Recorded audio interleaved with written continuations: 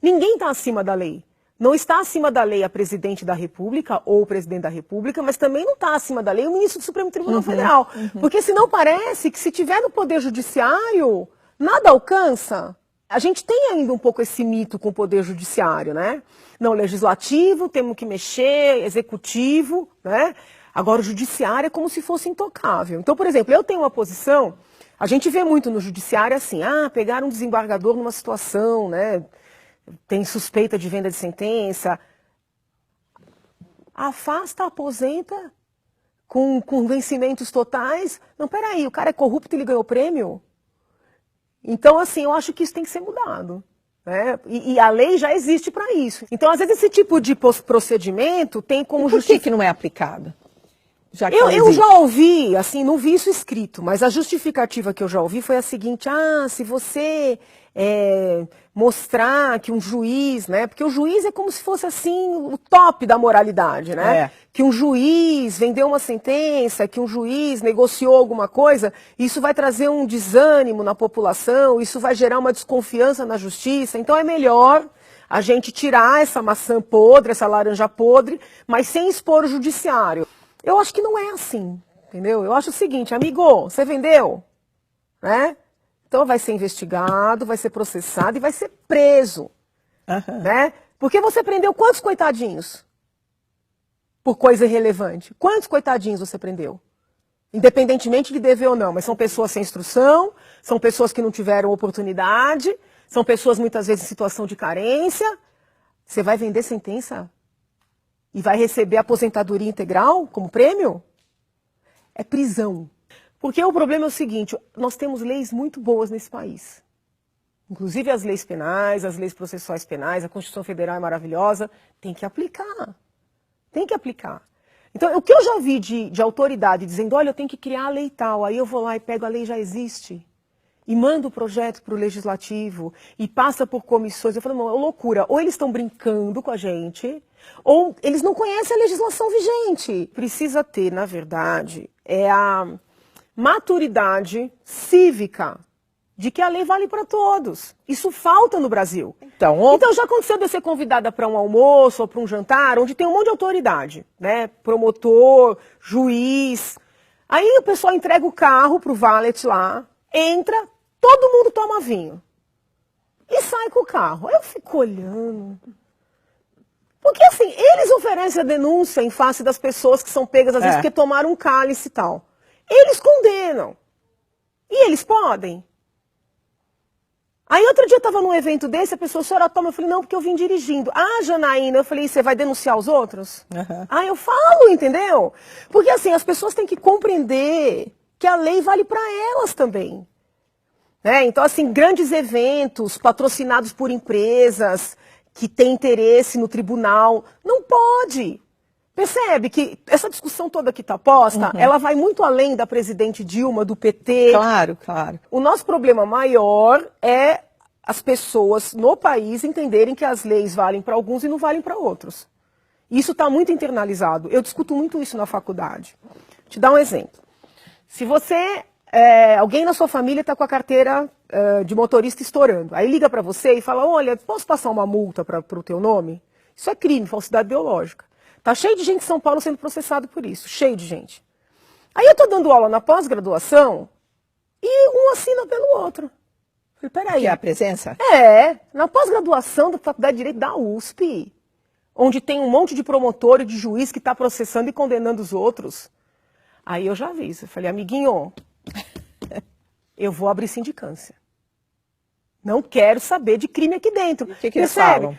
Eles tomam um choque. Eles acham que você é muito preciosista, muito... Não, coitados, eles até respeitam, mas eles tomam um choque. Porque nunca ninguém olhou na cara deles e falou, a lei também é para vocês. Então, assim, teoricamente, aquelas pessoas que estão lutando por igualdade, elas não se colocam numa situação de iguais. Isso é uma coisa que está na nossa cultura. E outros povos não são assim. Você conversa com pessoas de outros países, elas têm internalizado de que qual é a regra, né? Qual é a regra? E se elas não concordam com a regra, como já aconteceu situações de eu não concordar com determinadas regras, eu aciono. Você não é obrigado a ser um cordeirinho. Então você aciona, você faz questiona. Você questiona. Agora, Vale para ele, não vale para mim? Vale para você e não vale para mim? Por quê? O que eu tenho de melhor? Então eu acho que chegou o momento da gente rever essa cultura tão internalizada que é ruim para todo mundo. No final todo mundo perde. Existe, na sua opinião, algo que deveria passar por uma reforma do judiciário? Eu acho que é mais o ser humano do que as normas. É de mesmo? verdade, eu acho. Muito mais uma questão da gente começar a discutir valores. Né? Então, por exemplo, se você tenta fazer essa discussão dentro da universidade, você é muito mal visto. Porque te chamam de moralista. Entendeu? Essa conversa que eu estou tendo com você, que eu não consigo ver nada de religioso nessa conversa, eles colocam como um discurso religioso. Então, quando eu começo a conversar com as pessoas e falar assim, olha, você acha isso certo? Isso é certo? Ah, Janaína, não vamos falar de certo e errado, porque isso aí é discurso religioso. Onde? A gente quer que o governo seja moral. Entendeu? E moral não tem nada a ver com moralista, porque as pessoas confundem as coisas. Né? Então, assim, você tem mestres na universidade dizendo que corrupção tem até um lado bom. Como? Né? Tem um lado bom até não tá a outra ponta pagando um laudo no processo de homicídio de um filho seu. Então, assim, porque as pessoas acham que elas têm dinheiro, elas vão lá e pagam. Só que em algum momento vai aparecer alguém com mais dinheiro do que elas. E vai pagar contra elas. Então é importante a gente falar sobre isso, né?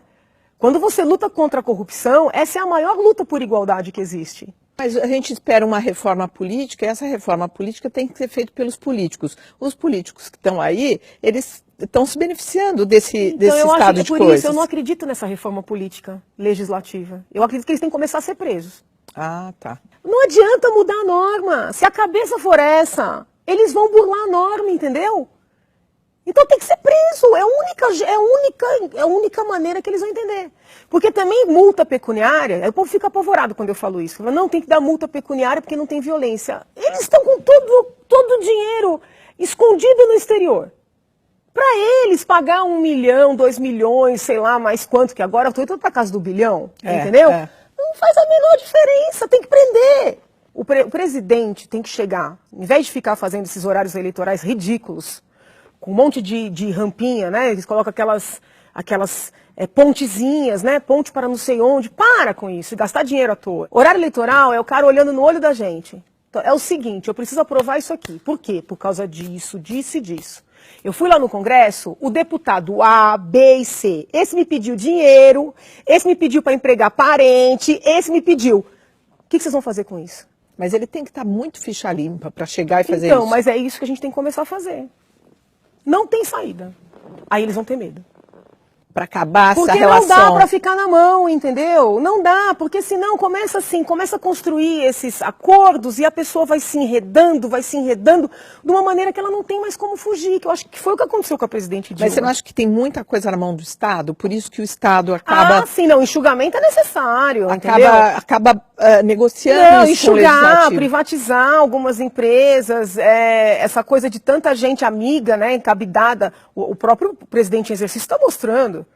No próprio Ministério da Cultura, tem essa discussão se vai ter ministério ou não, o que interessa é o seguinte, estava cheio de gente ali que nunca trabalhou, só por ser amigo, acabou, então tem que acabar com essa história de ter amigo. Qual é a sua competência? Você trabalha? Você comparece aqui todo dia, fica, você faz o seu trabalho, entendeu?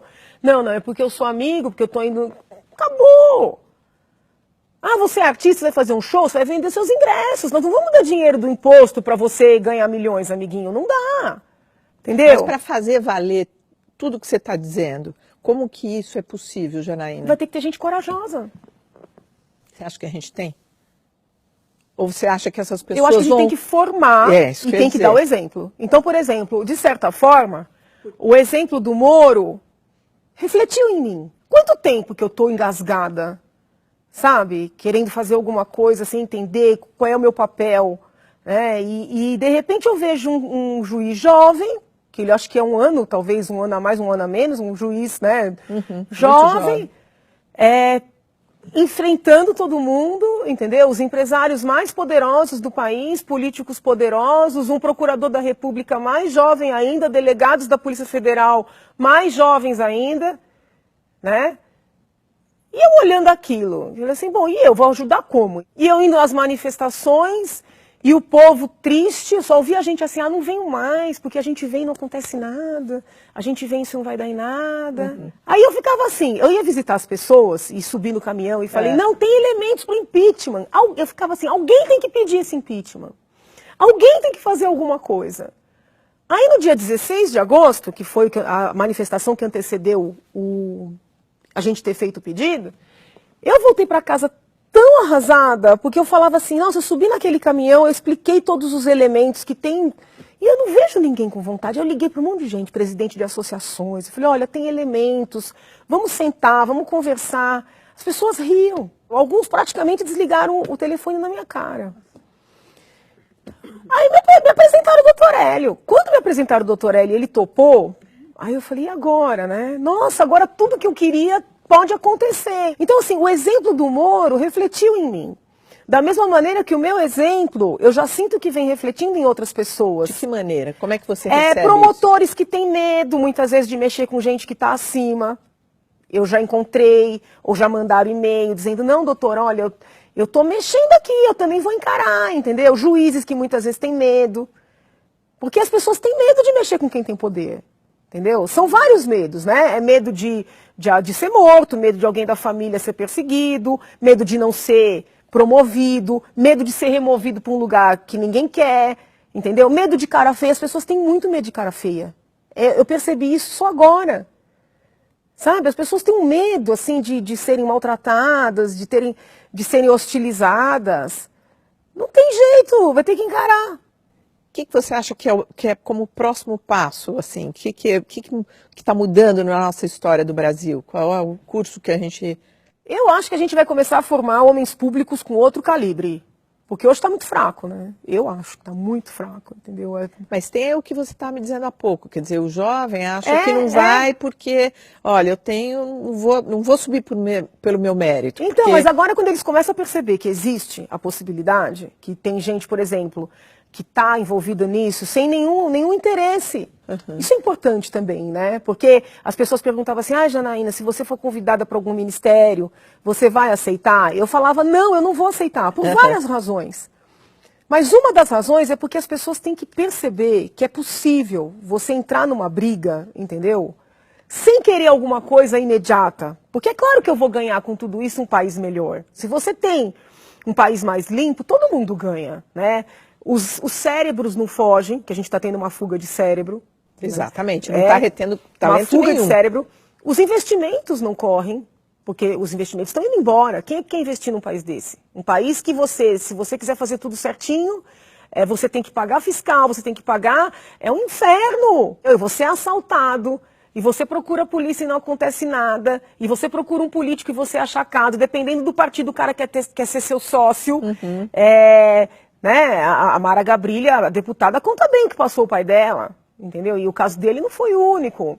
Então, assim, fuga de cérebros, fuga de investimento, esforço sem recompensa. Eu não estou falando de dinheiro, estou falando de recompensa no sentido, olha, teu trabalho é importante, você vê que você consegue fazer as coisas. Pessoas assustadas, né? Menos pra encorajadas. Para quem está na área repressiva, é muito desgastante só conseguir pegar peixe pequeno. Entendi. Quem é policial e é sério, quer trabalhar, só consegue prender peixe pequeno. Quando chega perto de gente poderosa, a coisa para, recebe um telefonema, recebe...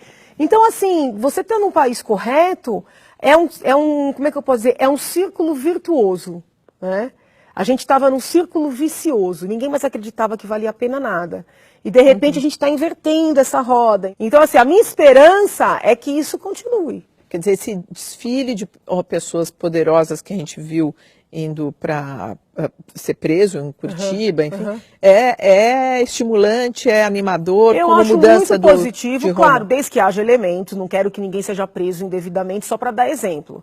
Mas por tudo que a gente está vendo, ao que parece, tem elementos, né? Então, assim, havendo elementos, é importante que a população perceba que a lei não vale só para aquele que descumpriu, que a descumpriu sendo uma pessoa simples. Alcança todo mundo. Isso tem um efeito até na violência corriqueira. Como assim? Pensa, você vê um menino que nasce numa periferia braba, passa humilhação, dificuldade na escola, às vezes sem a merenda com tudo isso que está sendo apurado aí, vai levar a mãe para o hospital no SUS, A mãe muitas vezes fica numa fila, é mal atendida, quando não morre na espera de uma cirurgia. Então esse menino já tem uma revolta, né? Não estou justificando. Quer dizer, não tem lugar para mim nessa sociedade. Sim, e aí ele senta, e a mãe dele, a avó, ou o pai, dá conselho, não, meu filho, estude, entendeu? Trabalhe, você vai crescer pelos seus méritos. Aí ele senta, e ele vê um ministro, né, com carrão, com mulherão, com um monte de denúncia de desvio de dinheiro público, e sendo reverenciado, tratado como autoridade, viajando para o exterior. O que ele fala? Por que só eu? Ele pega uma arma e vai assaltar. Ele pega uma arma e vai assaltar. Porque qual é o estímulo que ele tem de ser uma pessoa correta? Nenhum. Então ele tem que ser uma pessoa assim muito boa, você entendeu? Muito iluminada, para ver tudo errado e ele ser certo. Por isso é que eu digo, é um círculo, estava vicioso e a gente está tentando fazer com que ele fique virtuoso. Em que fase a gente está dessa virada? No comecinho.